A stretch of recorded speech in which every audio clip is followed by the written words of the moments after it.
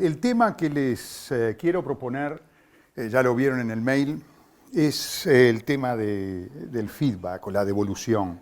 Como les había dicho, la temática es el feedback, que es una cosa que me ha estado interesando cada vez más como parte del proceso de aprendizaje de los muchachos.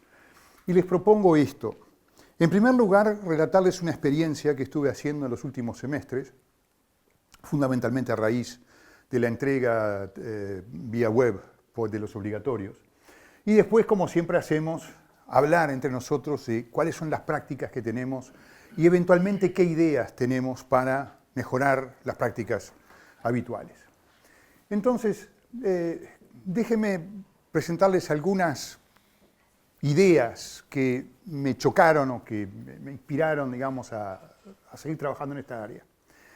Esto es una frase de Paula Pogré que está en el sitio del CAES.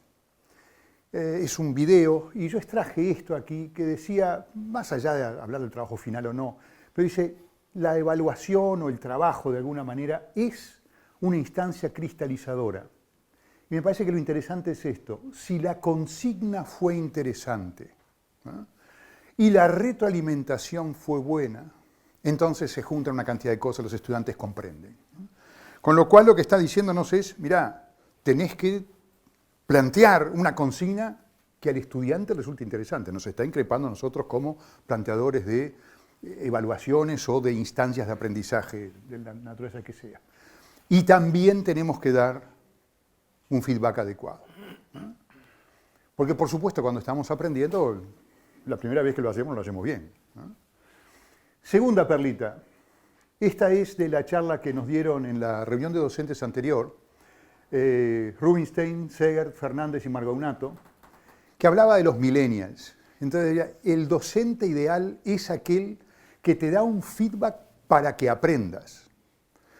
Lo que hay atrás de esto es que el estudiante percibe que el feedback que habitualmente recibe es un cañazo. No para que aprendas, es un cañazo. Y por último, y esto fue lo que me llevó a decidir que este era el tema que teníamos que hablar en la sesión de docentes de este semestre, este comentario de un estudiante del séptimo semestre, como resultado de la experiencia esta que les voy a contar en un rato, es la primera vez que nos dan este feedback o esta profundidad o esta oportunidad a lo largo de la carrera. Y yo dije, no puede ser, esto es una locura, ¿no? Entonces, vamos a hablar un poco de la experiencia que realicé en los últimos semestres, creo que son 2 o 3, ¿no? Déjenme contarles un poco cuáles fueron las circunstancias de esta experiencia. En primer lugar, como les dije, quería aprovechar la entrega digital de los documentos, que claro, ahora estaban obligados a darte un documento PDF, ¿no?, con el cual se estandariza todo y te da una plataforma única. Segundo, utilizar las facilidades que el reader te da para poder hacer comentarios sobre el trabajo. Lo podés pintar, podés hacer comentarios sobre lo pintado, podés tachar cosas, podés dibujar incluso. No lo recomiendo, pero a veces se puede hacer, le podés insertar archivos de audio, incluso de video, ¿no? Eso hace que el archivo pese demasiado. Pero bueno, da muchísimas posibilidades y vale la pena utilizarlo. Esto es una cosa que me comentó Eric Casares, que no está ahora aquí, que es nuestro docente de matemáticas por un lado, pero también está a cargo de aulas. Se puede utilizar una facilidad que ofrece aulas, que es la tarea, para poder darle feedback a los estudiantes, ¿no? Yo hasta ahora lo que hacía era enviárselos por mail, que es un trabajo de preso que no recomiendo, entonces esto me parece una idea fantástica. Y la experiencia esta la hice en Estrategia de Implantación, esta materia de séptimo semestre, que es una materia basada en casos. Esto es relevante porque yo entiendo que hay materias de distinto tipo en cuanto al feedback que se le puede dar a los estudiantes. No es lo mismo dar feedback en matemáticas o en contabilidad que en marketing, en operaciones, en recursos humanos o eventualmente estrategia, ¿no? Entonces, el juicio, el criterio del docente empieza a ser una cosa más complicada, un poco más arbitraria, o más subjetiva, si ustedes quieren. Entonces aquí hay que... Nos movemos en un terreno un poco diferente, ¿no? Pero quería destacar esto porque plantea una situación un poco especial. A ver, ¿cuál era la preparación del terreno que hago con los estudiantes? Yo ahora hablo desde el docente hacia el estudiante, cómo preparamos el terreno. Después voy a hablarles de cuál es la vivencia que yo creo que los estudiantes tienen. Entonces, la preparación del terreno es la siguiente. Primero, formulo una especie de rúbrica. Si me escucha Liliana me mata, ¿no? Porque no es una rúbrica en el sentido cabal del término, porque no pongo aquí, en esta instancia, no pongo grados de alcance del logro. Acá lo que les pongo es esencialmente una planilla para que los estudiantes puedan controlar la calidad de su trabajo. Por supuesto tienen que aplicar el criterio, no es una fórmula matemática, nada por el estilo, pero por lo menos les da una guía respecto a qué es lo que espero. ¿Y qué tipo de cosas contiene? Por ejemplo, dentro del marco que yo les planteo a ellos, que es, ustedes tienen que realizar un análisis que para mis estudiantes, yo les digo desde el primer día, consiste en identificar elementos, analizar las relaciones que hay entre ellos, llegar a conclusiones y formular recomendaciones. Les digo, miren, ustedes tienen que fijar objetivos específicos que la empresa debe alcanzar. ¿Qué quieren que la empresa logre? ¿No? Y después les digo, mirá, ¿cuáles son las opciones que pensás que puede haber? ¿No? Me podés presentar 2 o 3, me podés presentar la óptima, me podés presentar de la manera que quieras, pero decime, ¿cuál es la opción que te permite generar esos objetivos? Y le hablo también un poco de cuáles son las cosas importantes que deben aparecer. Recuerden, esto es un obligatorio de estrategia e implantación. Aquí lo que tiene que ver es con acciones específicas, el cómo vas a lograr los resultados que querés lograr. No, queremos ser felices y ricos. Fantástico, todo lo queremos ser. Ahora, ¿cómo lo haces? Decime el cómo. Y para eso tenés que hablar de procesos, sistemas, incentivos, condiciones. Estos son conceptos más generales. Y le digo, vos pensá en eso. Y no pienses solamente en tu punto de vista, pensá en el punto de vista del stakeholder que tenés al lado. ¿Ah? Entonces, ustedes ven que aquí hay distintos tipos de dimensiones que ellos tienen que tener en cuenta. Por ejemplo, también aparecen esto aquí, argumentaciones. ¿Cómo haces para argumentar esto? ¿Convences al lector? ¿De alguna manera tenés argumentos lógicos, viables, que permitan convencer al lector? Y después llego a cosas un poco más, que no las presento acá, pero cosas más elementales, como si la redacción es buena, si cumplió con la consigna de no ir más allá de 5 carillas, etcétera, etcétera. ¿Ah? Entonces, lo primero entonces es la formulación de la rúbrica para que ellos tengan algo con lo que comparar o para guiarse. Después les digo cuál va a ser la experiencia que yo espero que tengan, cuáles son los requisitos y lo demás, en la primera sesión. Desde el vamos les planteo qué es lo que va a pasar. Les cuelgo ejemplos de obligatorios, buenos y no tan buenos, en la web, y también les cuelgo de los dos. El primer obligatorio, que ya veremos que tiende a no ser demasiado bueno, y los segundos, que son mucho mejores, para que vean la diferencia y para que vean qué cara tiene un obligatorio bueno y un obligatorio malo, ¿no? Y esto ha sido una experiencia que empecé el semestre pasado, que dio un resultado espectacular. Invito a estudiantes que hicieron el obligatorio el semestre anterior, para que cuenten su experiencia. Y yo me retiro, y señores, me retiro, estoy en la clase, ¿no? Pero dejo que ellos hablen y les cuenten, ¿no? Y que le hagan las preguntas que quieran. Esto es una de las transparencias que presento en la primera sesión. Les digo, mirá, el obligatorio es la columna vertebral de este curso, dale pelota, ¿no? Y les digo, miren, como ustedes van a estar aprendiendo, es lógico que la primera vez que los saco de su zona de confort, que metan la pata. Y por eso, el primer obligatorio, en el cual ustedes han hecho un gran esfuerzo, pero quizás no han logrado sustanciar un resultado adecuado, ese obligatorio tiene 20 puntos solamente. Y está bien. Y yo les digo, miren que el primer obligatorio puede ser muy chuminga. Y no pasa nada. Está bien.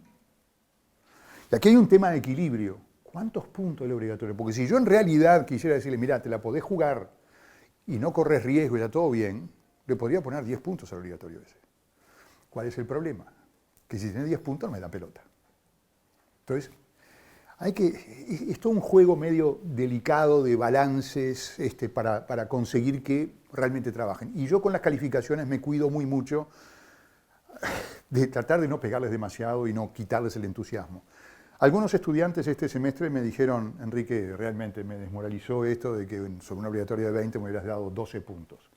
Quiere decir que estoy 2 por debajo del mínimo de aceptación.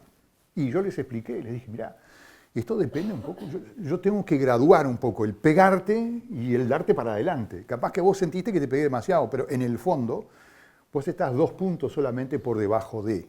Estoy pensando algún mecanismo para compensarlo, no es fácil, pero de alguna manera dar el golpe, pero después darle la posibilidad de que salgan adelante, ¿no? Y que por diferencial entre el desencanto inicial y la satisfacción final sea aún mayor, ¿no? Entonces, hay que convivir un poco con el problema este. Ahora, claro, ¿qué es lo que pasa? ¿Cuál es mi expectativa respecto al obligatorio 2? Primero, tiene bastantes más puntos y yo espero que el desempeño sea sustantivamente mejor. ¿Pero por qué? No por arte de magia, sino porque en el proceso hay feedback, ¿no? Entonces, ahora les voy a contar un poco cómo es la cara del feedback, pero déjenme contarles ahora cuál es la experiencia que yo creo tienen los estudiantes. Los estudiantes viven para el obligatorio 1, es lo primero. A lo largo de la primera parte del curso dedicamos entre 3 y 5 sesiones del curso, de un curso de 32 o 30, para hablar de sus obligatorios. Y les cuento brevemente, la idea es que ellos encuentren una empresa con un problema de implantación que van a tener que solucionar o van a tener que formular recomendaciones para solucionar el problema. O sea que es relativamente demandante esto. Esto no es sencillo, no voy yo y les hago el planteo, mirá, esta es la empresa. Esto es el resultado de que varias veces, demasiadas veces para mi gusto, me pasó que la empresa no les gustaba. Y entonces no se enganchaban. Le digo, ok, fantástico, encontramos un problema que te resulta interesante y todo lo demás, y él ha funcionado maravillosamente. Pero entonces yo tengo que tener instancias en las cuales hablamos de esta situación que naturalmente les produce algo de ansiedad, ¿no? Y es importante esto, hablan conmigo, pero también hablan entre ellos. Y esto es una cosa que ha funcionado bastante bien, ¿no? Entregan, y por cierto, déjenme decirles, ¿por qué de 3 a 5 sesiones? Por ejemplo, en el semestre que empieza ahora, tenemos 2 feriados que caen en las 2 clases que tengo, porque en vez de 32 sesiones tengo 30. Y decidí sacrificarlas aquí, compensarlas con algún tipo de interacción conmigo, o en el salón, perdón, en mi escritorio, o por web, o por WhatsApp, o lo que fuere, ¿no? Ellos entregan su obligatorio en la semana 8 o 9 del curso, dependiendo un poco de cómo venga el semestre, y reciben, vía mail en este caso, a partir de la sugerencia de Eric, vía aulas, el obligatorio con todo el feedback 2 semanas más tarde. Yo típicamente necesito 2 fines de semana, hay que dedicarle 2 fines de semana, a corregir los obligatorios. Y yo les envío ese feedback por mail a ellos para que vengan a la sesión de la defensa ya con los comentarios míos ya conocidos, ¿no? Entonces, en la semana 10-11 yo les doy el comentario y solamente allí les entrego el puntaje. Los comentarios míos vienen sin puntaje. ¿Saben por qué? No, porque ya lo veremos, típicamente el estudiante lo primero que hace es fijarse en la nota. Y uno de los comentarios que les voy a presentar después dice, una vez que el estudiante conoce la nota, todo lo demás le importa un rábano. Entonces, no le das el puntaje. Es más, hago una cosa un poco perversa, pero lo hice por primera vez el semestre pasado, funcionó. Después los comentarios, todo lo demás, le digo, che, ¿qué puntaje pensás que tenés? Muchos estudiantes le invocaron, la mayoría de los estudiantes se dieron un puntaje más bajo, solo excepcionalmente se dieron un puntaje más alto del que les había dado yo, incluso en el primer obligatorio, ¿no? Quiere decir que criterios hay, ¿no? Aquí viene un ejemplo del feedback que yo les doy. Esto es, por ejemplo, el resumen ejecutivo, y allí ven, por ejemplo, que hay errores de ortografía que te deja corregir. Aquí hay uno, ¿ah? Aquí hay otro, este no aparece aquí, pero es la eterna lucha entre estas como artículo y estas como preposición, ¿no?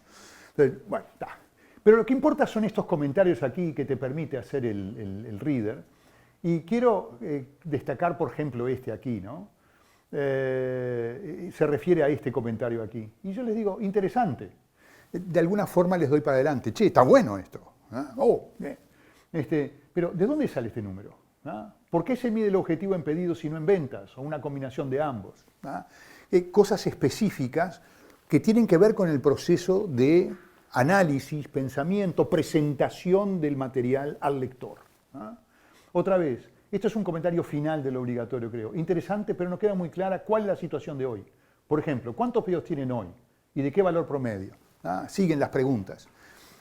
Lo que yo propongo aquí es que haya un diálogo implícito. Cuando yo escribo estas cosas, pienso que tengo a los estudiantes delante mío. ¿Ah? Y estoy teniendo un diálogo con ellos. Este es el comentario que pongo típicamente al final. Antes aquí yo ponía la nota y no la pongo más. Y a lo largo del trabajo, acá falta algo, les he hecho varias críticas que espero incorporen a su obligatorio. A veces a mí me da un poco de repelús, que cuando veo los comentarios que hago me doy cuenta que yo también me equivoqué, que yo me olvidé de un tilde o se contaron palabras y no sé qué. Por supuesto, trato de cuidarme y después lo achaco a mi edad. ¿No? Pero en realidad quiero hacer el máximo esfuerzo, y dejé esto aquí para que lo vieran y hacerles este comentario, de que también tenemos que obligarnos a nosotros a tener la vara muy alta, ¿no? Les he hecho varias críticas que espero incorporen a su obligatorio 2. O sea, ya estoy hablando con ellos, che, mirá, ponete a trabajar en el obligatorio 2 y por estas líneas es que la cosa va a ir mejor. ¿Ah? Entonces, lo más importante son la escasez de análisis y falta de ambición en el objetivo de mejora que se plantean. Creo que han identificado adecuadamente el origen de los problemas. Bien, vincular el problema de la persona. Y sobre este aspecto que sugiero que profundicen en su obligatorio 2. ¿Ah? Por supuesto, sugiero, muchachos, el obligatorio de ustedes, no es mío. Ustedes son los que deciden qué quieren hacer. ¿Ah? Que viven en el obligatorio 2, porque claro, esta es la primera instancia, esto es de algún modo el palazo, ¿no? A ver, yo destaco que es el palazo, pero miren que en el fondo, aquí hay un contrato implícito que yo trato de establecer con los estudiantes. Yo voy a poner el 150%. Cada obligatorio de estos me lleva, y yo entiendo que no todo el mundo está en condiciones de hacerlo, lo tengo claro. Y por eso hay que pensar en otros mecanismos, que es un tema que eventualmente podemos hablar después. Pero a mí me lleva por lo menos una hora. Un buen obligatorio me lleva una hora de corrección. Y típicamente una hora y media. Con 18 obligatorios ya imagina el tiempo que esto lleva. Pero los estudiantes reciben claramente el mensaje, este flaco se está jugando 100%. O más. Con lo cual yo tengo, y se los digo el primer día, tengo el derecho, la expectativa, de pedirles a ellos el 100%. Y lo sienten. Aunque les pegue. Ellos dicen, caramba, en realidad no me está pegando por malo. Me está pegando porque me está desafiando. Me está diciendo, esto estuvo bien. Esto estuvo chuminga. Pero no te preocupes. Ahora, para la próxima, mejoralo. Ese juego entre cuidado, y vamos arriba que podés, es un equilibrio complicado. ¿No? Pero al final los muchachos, de alguna manera, hay que tratar de conseguir que lo sientan como un auténtico desafío. Entonces, no nos da típicamente el tiempo para tener más de 2 sesiones. Una en las que yo le hago la devolución, que ya es en la segunda parte del curso, 2 semanas después de que ellos me hayan entregado el obligatorio 1. Típicamente más los muchachos me mandan mails, me llaman después de clase y cosas por el estilo. Fantástico, ¿no? Pero tenemos una sesión dedicada a las preguntas específicas. ¿Ustedes vieron la gráfica de esfuerzo-resultado? Típicamente un pequeño esfuerzo más les da un resultado fantástico. Entonces no necesitan tanto más. ¿No hacen una presentación oral al resto de la clase? No, no nos dan los tiempos. Lamentablemente no nos dan los tiempos. Por eso estoy haciendo una cosa que hasta cierto punto me ha rebotado mal, que es colgar los obligatorios. Y esto es lo que Eric me dio la posibilidad de no hacerlo. Yo colgué los obligatorios en aulas y la mayoría de los grupos no dijo nada. Un grupo al que le fue muy mal se quejó y me dijo, mira, me sentí muy mal de haber quedado repegado frente a todos los demás. Entonces Entonces yo les reconocí, estuve mal, ¿no? Con lo cual lo que pienso hacer a partir de este semestre es que los obligatorios realmente chumingas no los voy a dar a conocer. Van a quedar no abiertos al público.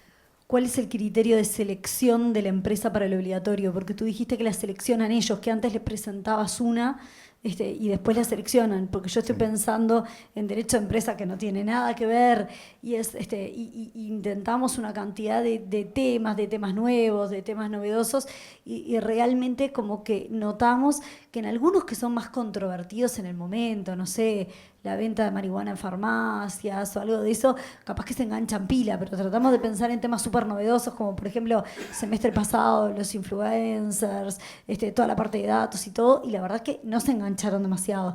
Entonces estamos pensando en algo distinto, de hecho nos vamos a reunir este fin de semana, en pensar de tratar de buscar un caso de la vida real y que ellos puedan ayudarlos, puedan presentar un caso en clase.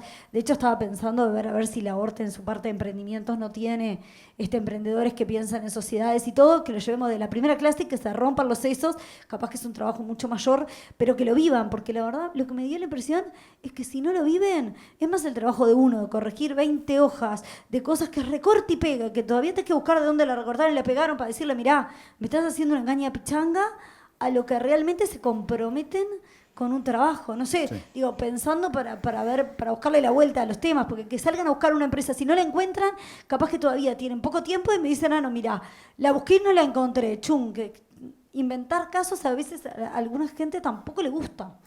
Es cierto, mirá que la resistencia a encontrar algo existe, hay que vencer un poco esa resistencia, y es muy importante, es un desafío, como decía Pogré, en la perla inicial que presenté, hay que plantearles algo que los desafíe, algo interesante. Yo creo que vas muy bien rumbeada si, por ejemplo, hablas con la gente del CIE y le decís, escúchame, tenemos estos emprendedores que están pensando que tienen tal problema. Yo qué sé, estoy pensando en Somos, que es un servicio de acompañantes online. Había temas jurídicos allí de contratación brutales. Yo creo que el hecho de conocer la empresa, de que haya una persona de carne y hueso detrás de esa situación, les cambia la perspectiva, se las cambia bastante. Y una cosa, capaz que sean emprendedores, que sean gente que pueden ser ellos en unos años y que puedan estar recibiendo ayuda de varias materias de derecho que tiene la carrera y que capaz que, digo, no solamente en un lado, que uno detecte y después se le den los obligatorios y le diga, mira, esto fue el producido de lo que vieron los alumnos y lo que vio el docente más o menos para guiarlo. Y capaz que sacan algunas alternativas, sacan ideas. Obviamente para el docente va a ser un desafío también porque va a tener que controlar que no aparezca un error garrafal en una recomendación. Mira, sabiendo que no son abogados, pero... Yo creo que aquí aparece este delicado equilibrio entre el docente y sus estudiantes. Como decía Pogré, nuestra responsabilidad es la de plantear algo interesante, desafiante. En ese sentido, nosotros podemos enseñar, pero el estudiante tiene que asumir su parte de responsabilidad en este juego. Y la responsabilidad de él es encontrarle el interés. Yo puedo hacer todo el esfuerzo por plantearle algo que, en términos generales, sentido común, es interesante, es desafiante. Ahora, tú tenés que venir también. Entonces, yo creo que nuestra responsabilidad como docentes es hacer lo que podemos hacer, pero no podemos mortificarnos porque hubo 1 o 2 estudiantes o lo que fuere que dijeron, a mí no me interesó porque no me interesó. Mira, yo te llevo como al caballo, te llevo a abrevar, si tú tomás es problema tuyo. Sorry. Miren que esto es un equilibrio complicado, pero creo que tenemos que ser conscientes de que esto es como el tango, se baila de a 2, no de a 1. No nos mortifiquemos. Adelante.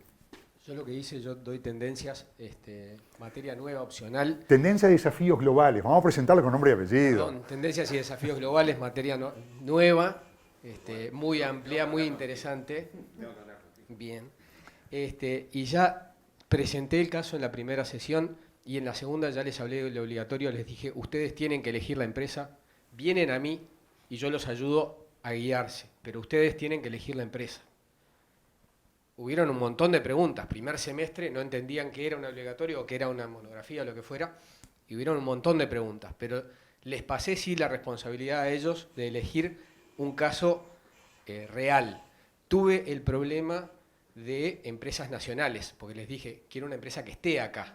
Puede ser internacional, pero que esté acá y que tengan a alguien para hablar acá, para usar la entrevista. Y los resultados fueron bien interesantes, estuvo muy bueno. Con muy buenos resultados. Sí, yo te animo a intentar estas cosas.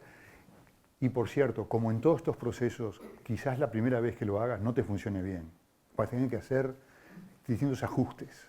Y un semestre te va a ir más o menos bien, el siguiente semestre capaz que no te va tan bien, después quedás absolutamente fascinada y después metes la pata. Es la condición que tenemos como docentes, ¿no? Después voy contigo. Una cosa que he constatado en los semestres es que en general, si los estudiantes están dando 3, 4 materias al mismo tiempo, les ocurre que para 2 o 3 materias tienen obligatorios en los cuales tienen que elegir un caso. Entonces eso hace que su vida sea complicada, ¿no? Porque son 3 elecciones. Entonces me parece importante no frustrarse si sale mal, ¿no? En algunos casos también es porque están saturados de obligatorios, ¿no? Que es algo que sobre todo en LEA me ha pasado con los que están en séptimo semestre, por ahí, tienen semestres extremadamente cargados y bueno, sinceramente en muchos he visto que no es falta de interés, sino que bueno, que tienen muchos requerimientos. Sí, es cierto. Una de las cosas que estamos tratando de moderar es la carga de obligatorios o de trabajo obligatorio que tienen los estudiantes, ¿no? Priño. No, tenía una consulta. Yo vengo de otro palo y tengo una óptica tal vez un poco distinta, ¿no? Introducción a la programación. Creo que mi duda es la siguiente. ¿Cómo resolvés vos el tema de la homogeneidad que debe haber en cuanto a la dificultad del obligatorio? Porque al elegir casos diferentes, cada equipo o cada alumno, tú necesariamente tenés diferentes obligatorios por cada alumno o por cada equipo. Lo deseable es que todos tengan el mismo nivel de dificultad. Objetivamente, ¿cómo lo resolvés? Y subjetivamente, ¿cómo lo perciben los alumnos? Porque también ellos comparan. Sí, claro. Y a la hora de recibir una evaluación, un feedback o una nota, concretamente, ellos van a decir, sí, pero mi caso era mucho más complicado que el de ellos, sí, y obtuvimos la misma nota. O ese tipo de situaciones, ¿cómo las manejas? En la situación particular de estrategia e implantación, de estrategia e implantación, yo les hablo de que a mí lo que me interesa no es la amplitud, sino la profundidad, y les hablo de una T. Digo, yo no quiero que ustedes hagan un obligatorio de una problemática muy general de la empresa, pero muy superficial. Ustedes tienen que concentrarse en el palo descendente de la T. Y cuando se enfrentan a una situación que es muy difícil, muy compleja, yo digo, no, afiná el trazo de la T. Y no me analices 2 o 3 problemas, concéntrate solo en uno. Y a veces me dicen, pero no es demasiado poco. Digo, mirá, no me interesa que sea demasiado poco, lo que me importa es el proceso de razonamiento que tú haces. ¿Cuáles son los elementos de la situación? ¿Cuáles son las relaciones entre los elementos? ¿Cuál es tu conclusión? Y si no te gusta la situación que está, ¿cómo planteas resolverla? Y a veces puede llegar a ser una cosa que parece muy pequeña, y hubo reducciones de alcances en estas 3 a 5 sesiones muy fuertes, ¿no? Creo que ese mecanismo me ha permitido ir dándoles a los muchachos unos obligatorios de problemática semejante. A veces hay algunos problemas de enfoque, ¿no? Cuento rápidamente. Una empresa de chacinados muy conocida, que se dirige a un segmento de bajo precio, que le habían planteado a los estudiantes que querían ir al nivel socioeconómico más alto. Y con los elementos que ellos traían, claro, eso era un problema enorme, ¿no? Yo le dije, ¿realmente? ¿Cómo es el sistema de distribución actual?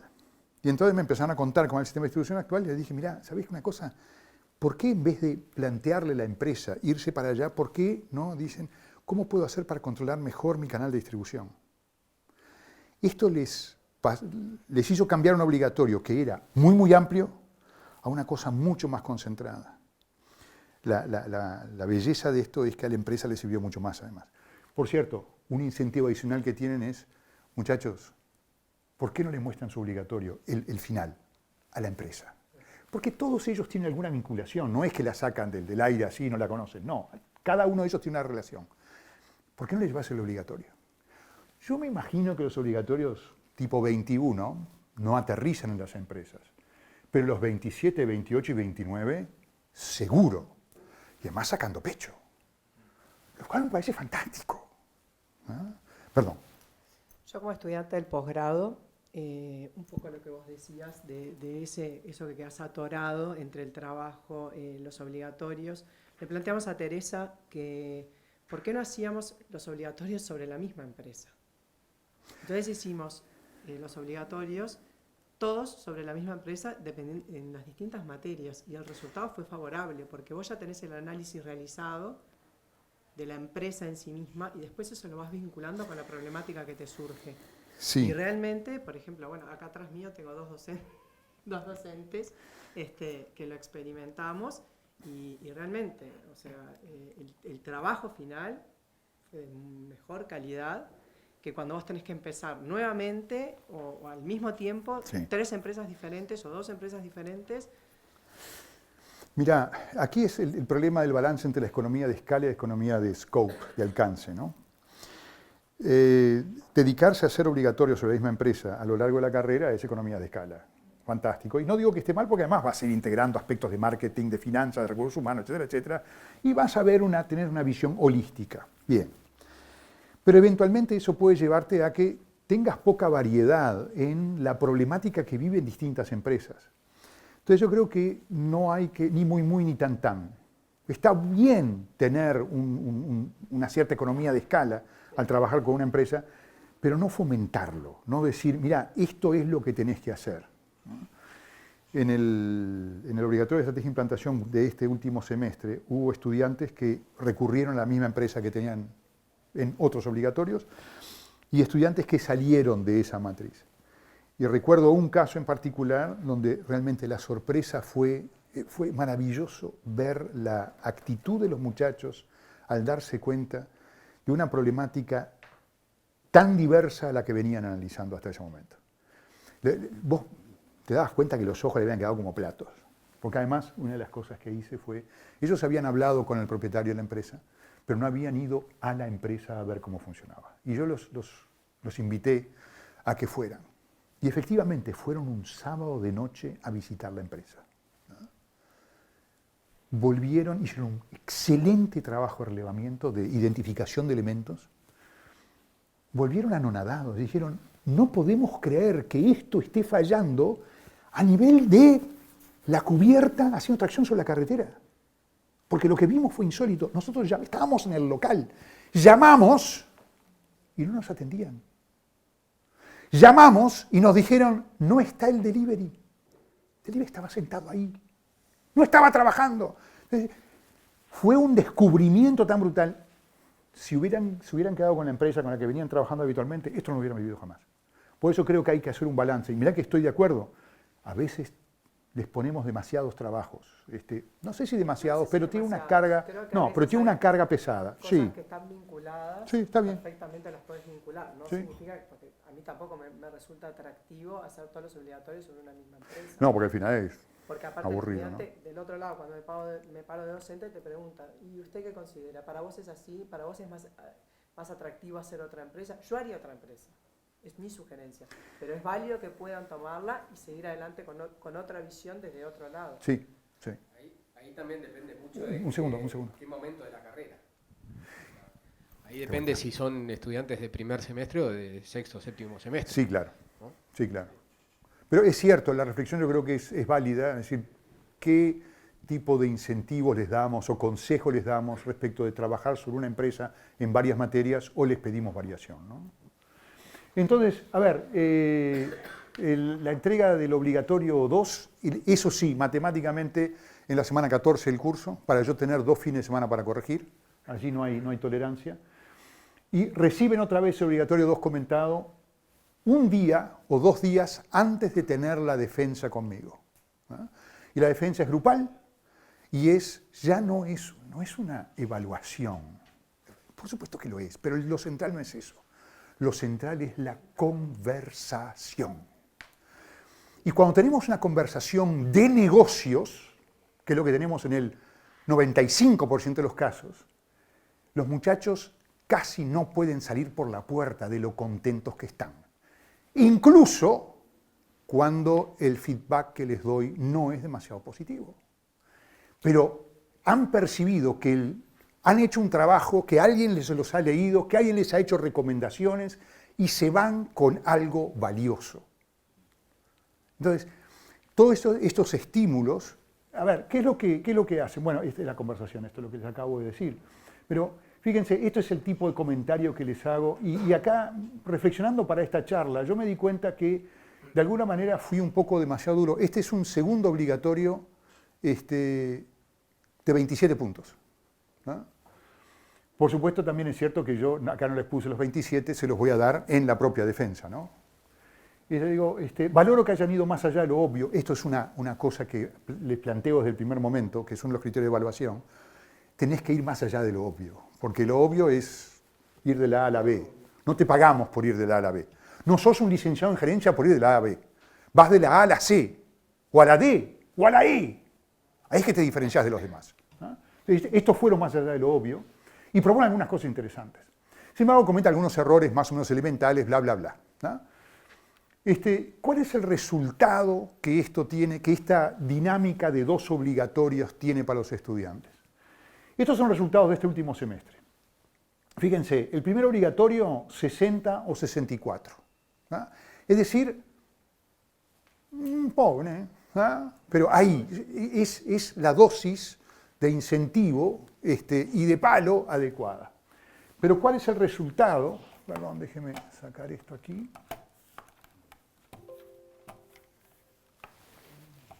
Un segundo, discúlpenme. Ok. ¿Cuál es el resultado en el segundo obligatorio? 88 en la mañana, 83 en la tarde. Y esto solamente porque tuve un obligatorio que realmente tuvo problemas. ¿Ah? Esto fue un caso que me preocupó muchísimo.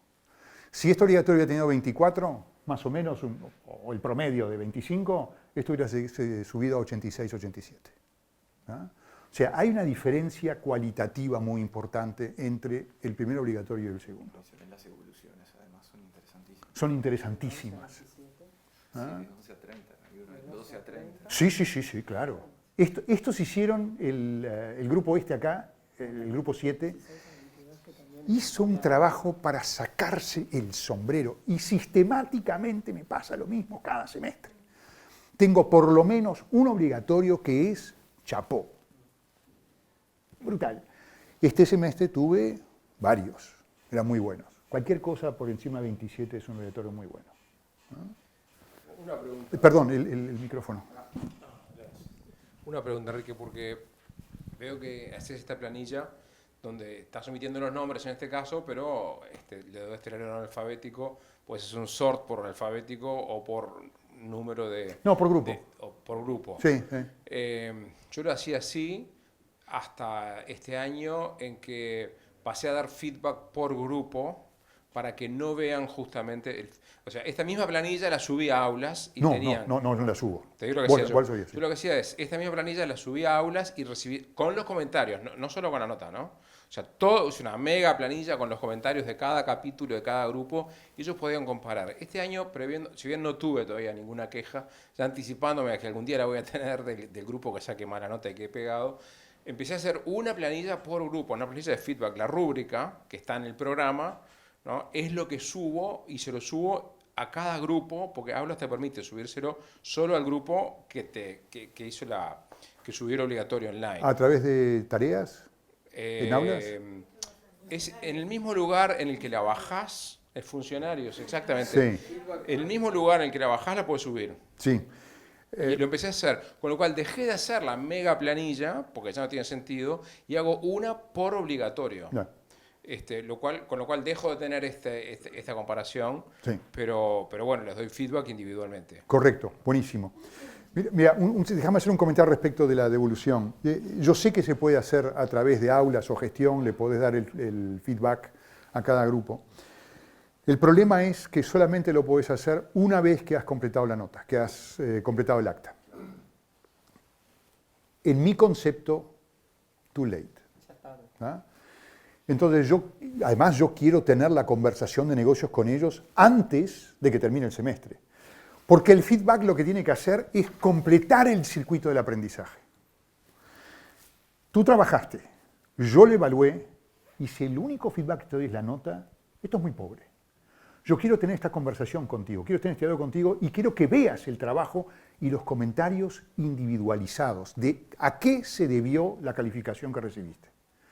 Y una vez que tenés ese feedback, ahí recién te doy la nota. Pero yo tengo que dárselo, y esto es un problema que va a aparecer ahora, el problema es el timeliness. ¿Cuál es el momento en el que le das el feedback? El estudiante tiene que tener la posibilidad de reaccionar frente al feedback. Pues una cosa que me parece importante es dar feedback en algún momento a lo largo del curso, antes del final, ¿no? Y si puede ser en 2 o 3 instancias, mejor todavía. Es cierto que todos nuestros formatos implican una evaluación final más o menos importante, ¿no? El desafío es cómo hacer que esa evaluación final, que es importante, tener la posibilidad de darles feedback sobre esa evaluación, sobre ese último trabajo, ese último esfuerzo que se supone resume el aprendizaje del estudiante y que no quede solo una nota.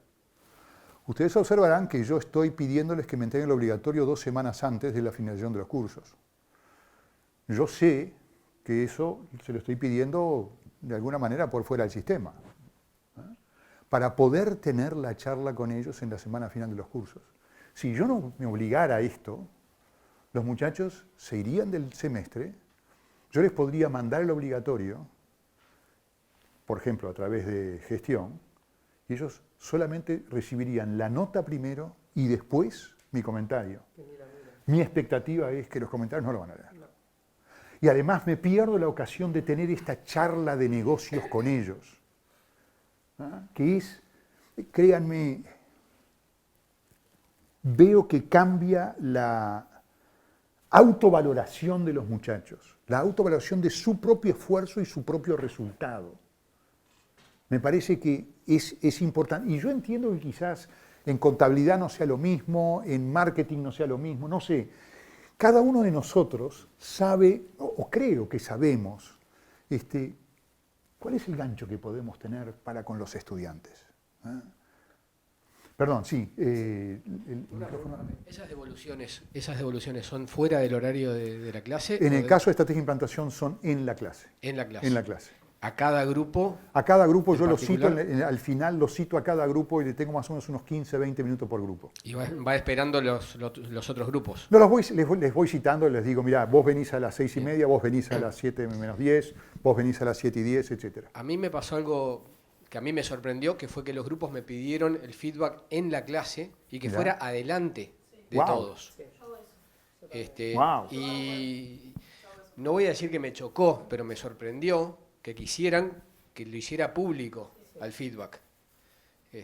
Lo cual me llevó a cuidarme muchísimo más, me parece. Ya. De ser mucho más cuidadoso en la crítica. Sí. Yo soy como moderadora de los obligatorios. Pero para, Jimena. Ay, no, pero... Sí, ahí sí. El primer semestre no tenemos 2 entregas del obligatorio, se mejora. Entonces lo que hago yo, la defensa, o sea, el intermedio, hay opciones de hacer una planilla electrónica que al azar te saque el grupo que corrige al otro. Yo agarro un bolillero, buenísimo, así, te copan. Meto, grupo 1, grupo 2, corrige 3. Entonces hay 2 grupos que corrigen un grupo y le dan feedback sobre, o sea, todos pensando en el mismo obligatorio, que es mejorar una empresa en 3 momentos de su vida. El canvas inicial, el actual y después el futuro. Y ellos piensan, por eso te digo la parte de la autocrítica, ellos piensan en su empresa y piensan cómo las cosas que se aplican a su empresa capaz no se aplican a otra empresa, porque uno es un emprendimiento social, otro es una empresa que tiene distribución al público, otro es intermediarios, entonces como que se tienen que poner en el lugar de cada uno y piensan afuera de esa cajita que el primer semestre tienen una visión de este tamaño. Yo actúo como moderadora, recojo la información de esos grupos, le pregunto al resto de la clase si hay algo que quieren aportar que no hayan dicho los grupos que corrigen, y el grupo que corrige tiene nota y el grupo que presenta también tiene nota. Entonces es como una participación en clase que también, o sea, primero los hace venir, que a veces pasa mucho en el primer semestre que cuando están temprano no vienen. Entonces todo va sumando a la nota final, que no es solamente por un buen parcial o por un buen obligatorio. O sea, tienen que participar en clase, tienen que aportarle al otro, tienen que comprometerse con la clase, porque si falta uno, el equipo es de 2, entonces tiene menos nota. Yo soy madre y soy mala, entonces lo hago sentir en la clase eso. Buenísimo, buenísimo. Algunas cosas viendo la tabla. En primer lugar, que el desvío estándar, digamos, en el segundo obligatorio es mucho menor que en el primero. Es decir, que hay como una homogeneización de los aprendizajes, digamos, entre uno y otro. Y la otra es que el ratio, digamos, o el score de crecimiento entre el segundo y el primero es mayor en los que tuvieron menos nota que en los que tuvieron una nota intermedia. Marcos, lo que estás diciendo entonces es que el incentivo funciona. El incentivo funciona y otra cosa importante. ¿Me estás también, dando ganas? Sí. Sí. Y otra cosa importante es que en general, por una cuestión de sesgos cognitivos, tendemos a seguir siempre privilegiando a los que ya privilegiamos una vez, ¿no? Sí. Es decir, el que sacó 16, le tendrías que haber dado un puntaje, un porcentaje de los 30 puntos mayor que el que le diste. ¿Entendés? No te estoy siguiendo. El que sacó ahí 16 sobre 20, sí, en el segundo, sí, 16, yo ahora no me acuerdo cuánto es 16 sobre 20, pero es cerca de 80%. 80%. No sacó 80% en el segundo. ¿Ah? Eso es solo entonces, si vos conocés los nombres. ¿Cómo? Si vos conocés los nombres de los estudiantes cuando corregís. Si vos no corregís Claro. mirando los nombres, Sí, claro. el sesgo lo eliminás. Sí, el sesgo lo eliminás, pero es difícil, o sea que también está bueno tener en cuenta eso, ¿no? A ver, yo puedo, antes, cuando teníamos una sola empresa para todos, yo practicaba el no mirar la primera página, no saber los nombres de los estudiantes. Eso con este formato ahora no funciona, porque yo conozco la empresa, porque ellos me la han planteado. Entonces, no tengo forma de no saber de quién se trata. Y esto es un dilema, es un problema, ¿no? Es un problema. Cuando, Marcos, déjame hacerte el comentario, cuando un grupo tiene un buen primer obligatorio, típicamente a mí de alguna forma me problematiza más que un mal obligatorio, porque el mal obligatorio tiene que trabajar sobre la misma problemática. El que hizo un buen obligatorio, primero, tiene que hacer algún ajuste en la temática típicamente, y entonces hasta cierto punto es un obligatorio 1', ¿no? No ven la necesidad de mejorar. No la perciben tanto, y por eso tengo que darles más atención. ¿Vos le das la nota intermedia? Sí, claro. ¿La del primer obligatorio? Sí, claro. ¿La segunda también? Sí, pero se la doy en la defensa. Se la doy en la defensa. Disculpen por no saber el sistema de evaluación, porque nosotros en Derecho de Empresa tenemos 2 parciales, un obligatorio, y obviamente las notas se publican en aulas y no hay problema nadie ve el del otro, pero sabes que si le fue mal está reflejado claramente en la nota y en la diferencia numérica con los demás. En estos casos, ¿cómo es? ¿No se publica? Es el mismo obligatorio, pero o sea, es el mismo problema que va pasando por distintas etapas de evolución y tiene una nota final, porque sí. Escuché, se publica, no se publica, ven la No, nota. en realidad, en este caso, los 2 obligatorios tienen inscripción obligatoria, por consiguiente tiene que haber un acta y por consiguiente los estudiantes se van a enterar de la nota en cada una de las instancias. Entonces, en definitiva, el hice un mal obligatorio, por más que no esté publicado con los comentarios, surge claramente de la nota y la comparación en el acta. Sí, no necesariamente ven ellos la nota del otro, pero si ustedes no quieren que los estudiantes vean la nota o darle una nota, Pueden hablar con Hartman y decirle, escúchame, yo tengo 2 obligatorios o 2 instancias obligatorias, lo que sea, pero no quiero que la primera aparezca. Entonces, lo que hacen es tener un solo obligatorio en el sistema con las 2 notas sumadas del obligatorio 1 y el obligatorio 2.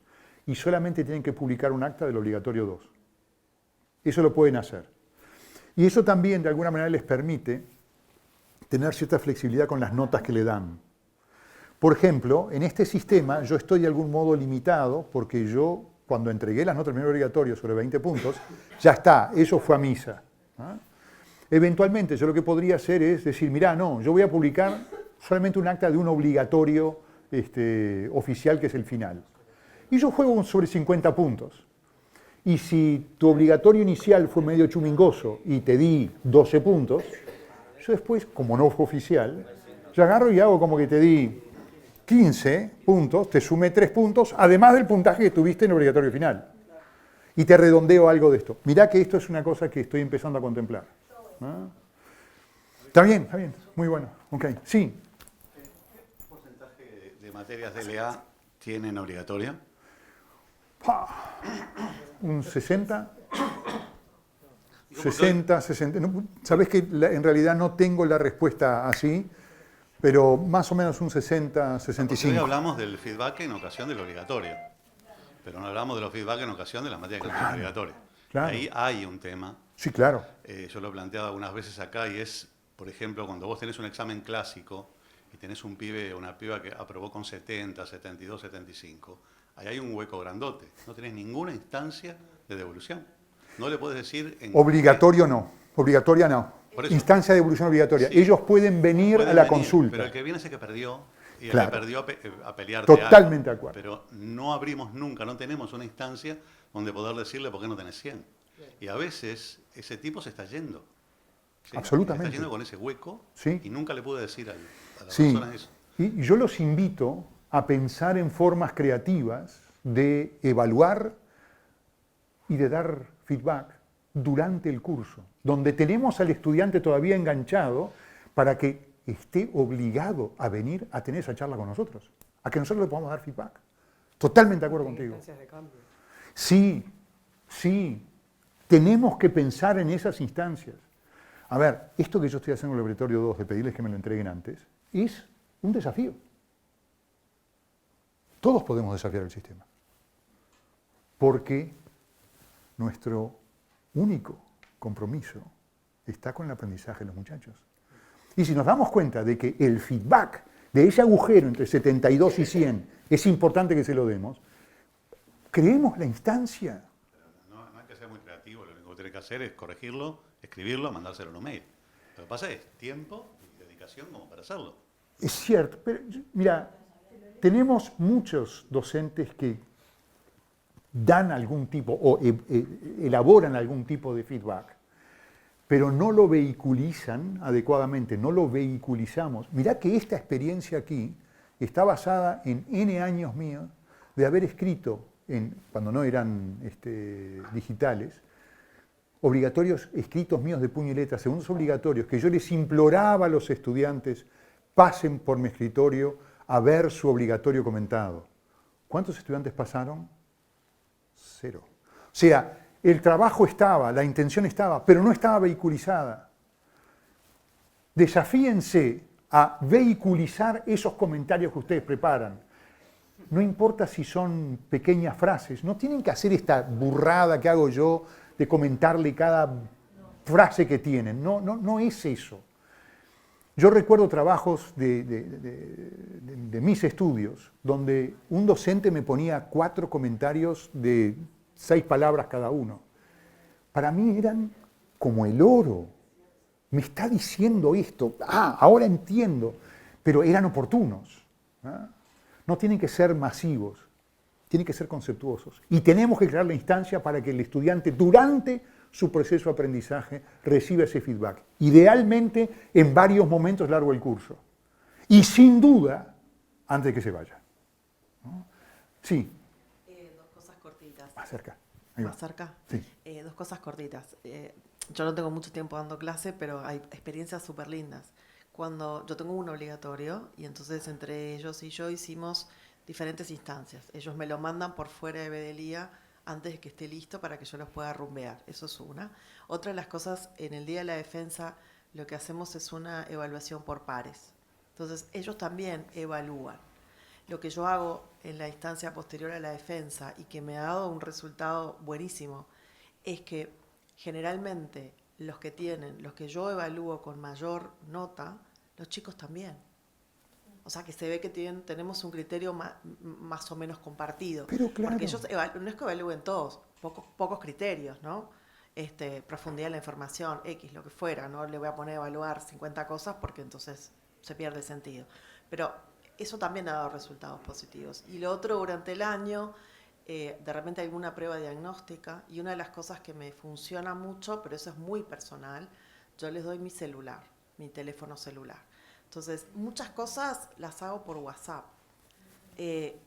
Tal cosa me escriben, porque tienen mi mail, pero para ellos el WhatsApp es algo mucho mejor. Entonces, mensajes de voz sobre determinadas cosas.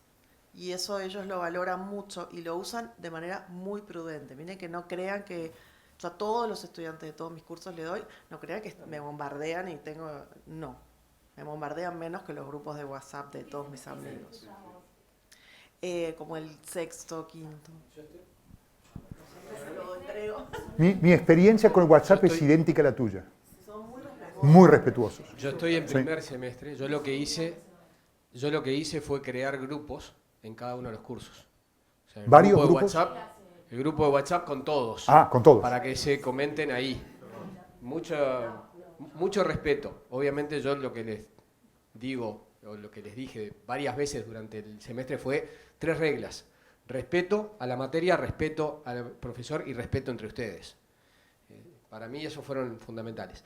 Pero quería hacer un comentario con respecto a las materias que no tienen obligatorio. No sé si tienen posibilidad de darles puntajes en clase, de participación en clase. Creo que esa es una instancia de feedback, aprovechando los que participan mucho, haciendo referencia a que eso es positivo y que esos van a ganar más puntaje para incentivar un poco el aprendizaje de los otros o la participación de los otros. No siempre se condice con aquellos que sacan más nota, pero creo que muchas veces sí, esa participación. Tenemos unos 2-3 minutos más. Marcos. No, también coincido con lo que dice la compañera, no sé, Silvana. Que también mi experiencia con WhatsApp es muy buena, incluso luego de los exámenes. El que pierde normalmente me llama y está bueno porque a mí lo que me ha pasado es que ellos dicen, profesor, ¿me puede enviar un ejemplo de examen con la solución? Y yo siempre les digo, te puedo enviar, pero no te va a servir. Entonces juntémonos, yo tengo la suerte de poder trabajar acá, entonces me junto con ellos en la biblioteca o en algún salón, vemos el examen y eso les ayuda muchísimo, ¿no? O sea, sí, claro. Realmente salvás a alguien en el próximo examen. Sí. A ver, dale. Y en versión pregunta, ¿cómo hacen para manejar la expectativa de inmediatez? Porque yo tengo muchos docentes que realmente trabajan 3 horas por semana dando un curso y tienen un trabajo de 12 horas afuera. Y los estudiantes, cuando tienen medios inmediatos, después evalúan al docente mal, y lo vi en las evaluaciones, porque el docente contestaba al otro día o 2 días después. Entonces, me parece que también hay un tema de protección al docente. Sí, claro. Porque un docente que tiene 3 horas semanales de clase, y tenemos estudiantes que dicen, a los 2 días no me contestó, recién tuve que esperar el 3er día, me parece que... Sí, hay que establecer reglas de juego. No, a ver, yo lo hago porque muchas veces para el parcial me ha pasado que el mismo día del parcial, a las 5 de la mañana, mandan una pregunta y después tienen el tupe de decirte, a las 8 de la mañana tú no me contestaste. Y no, a ver, claramente lo digo. Pero... hay que establecer las reglas de juego, las expectativas, desde el primer día. Desde el primer día. A ver, en términos generales, los muchachos esto, una vez que uno se los dice, lo entienden. No tienen problema, lo entienden. A ver, discúlpenme, yo solamente quiero hacer una mención aquí de algunos. Esto es una cosa que me mandó Liliana. Aquí aparece una cosa que me parece muy importante. La clase tiene que ser un entorno sano, un entorno safe, seguro. Quiere decir, si yo meto la pata, no me van a pegar mal en el piso, no van a ridiculizar. Y por supuesto que esto no es fácil de hacer, pero es muy importante. El equilibrio entre, que para mí es un dilema, entre pasarle el mensaje con claridad, mirá que la pifiaste, ¿no? Decirle, pero mirá que no pasa nada, está todo bien, vamos arriba que podés, es un equilibrio complicado. No quiero detener mucho acá porque de hecho hemos estado hablando de estas cosas ya. Aquí tienen, más allá del material que les mandé previo a la sesión, aquí tienen alguna guía adicional para dar feedback. Hay mucho material, fíjense en él, traten de ver de qué manera lo pueden adaptar. Cada uno de nosotros tiene que sentirse cómodo con la modalidad de feedback. Ya hablamos del timely. Perdón, sí, Ignacio. Rápido, no quiero perder el momento, justamente con respecto a lo que decías de que la clase tiene que ser un lugar seguro. Seguro. A mí, con la materia de tendencias y desafíos globales siendo tan amplia, me tuve que meter en temas que hoy capaz que son un poquito escabrosos, diversidad, empecé por diversidad cultural y terminé en diversidad de género y demás, y tuve varias oportunidades que una de las estudiantes me decía, profe, esos no son temas para hablar acá. Y yo le dije, al revés, esos son los temas que tenés que hablar acá para prepararte para cuando te lo pregunten en el afuera. Acá estamos controlados, acá está tranquilo el ambiente y hay respeto, como dice. Pero me pasó y también me llamó la atención, pero eso es importante. Sí, claro, sí, claro. A ver, esto es un comentario más o menos jocoso, que no estamos solos. Digo, el feedback es una cosa difícil de hacer, las instituciones típicamente tienen dificultades en hacerlo. Estos son estudiantes de 3 universidades italianas, muy divertido. Y me pareció muy interesante la definición que estos estudiantes se daban. El aprendizaje para mejorar las fortalezas, o sea, hacer hincapié en lo que somos buenos, y para transformar áreas de mejora, o sea, debilidades, en potencial. Me pareció una idea muy interesante, que nos invita a mejorar. Y por eso la relación con la frase inicial que les planteé cuando ustedes entraron aquí, de estas 12 reglas para la vida de Jordan Peterson, ¿no? Lo que tenemos que tratar de conseguir es que los estudiantes sientan que han avanzado. No que se comparen con los compañeros, con otros. No. Tú, cuando comenzaste el curso, compárate con cómo sos ahora. ¿Estás mejor o no? La sensación de logro, de decir, no, aprendí, soy más capaz, me he dado cuenta de más cosas, es brutal. Por eso esta regla yo creo que nos debe animar a la mejora y al feedback. Aquí les dejo algunas referencias que me parecieron interesantes, que van a estar en las transparencias colgadas en aulas. Y no nos podemos ir sin los 2 mantras de nuestra licenciatura, que esto en realidad, ya se los he dicho, esto es un mantra de Néstor Gandelman, de Economía, no a la baja, ¿ah?, de la exigencia y el desempeño, y por supuesto lo que les dije antes, nuestro compromiso está en el aprendizaje de nuestros estudiantes. Muchísimas gracias. Y muy buen semestre.